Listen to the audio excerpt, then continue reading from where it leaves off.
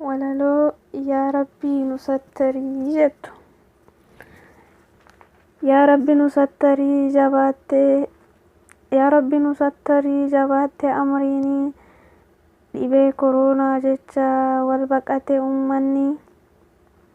Masgiinni kee cufamee namuu mana dacha'ee, vaayirasii koronaan ji'a keessatti wal ga'ee.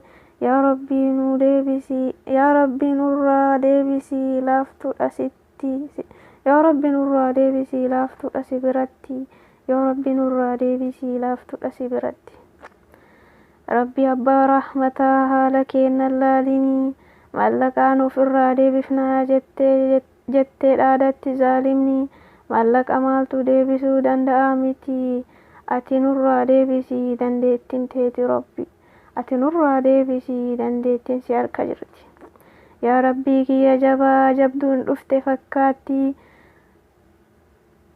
yaa rabbii kiyya jabaa jabduun dhufte fakkaatti, atummaa nurraa deebisii dhibee koronaa ammatti, addunyaa yaaddoo keessa galtee karaa walitti cuftee, dafii nurraa dhaabii dhibee kana gooftaa, dawaa isallee mul'isii ati hundaa ni beeyta. Dawaa isallee mul'isii ati hundaa ni beeyta. Yaa rabbii kiyya jabaa yaa mootii jabbaarii, yoo ati laaffifte malee laaftuu miti amriin, dhibee koronaa jecha addunyaan girgirooftee, maaluma wayya jettee haati ilmoo yaaddoftee, yaaddoo tanaa nu baasii Rabbi abbaa rahmataa. Islaamni kee yoomiyyuu du'aayii sima kadhata. Islaamni kee yoomiyyuu du'aayii sima kadhata. Abshir yaa ummata islaamaa nurraa hin yaaddayinaa, du'aayii jabeessaa tawbaa rabbitti deebi'aa.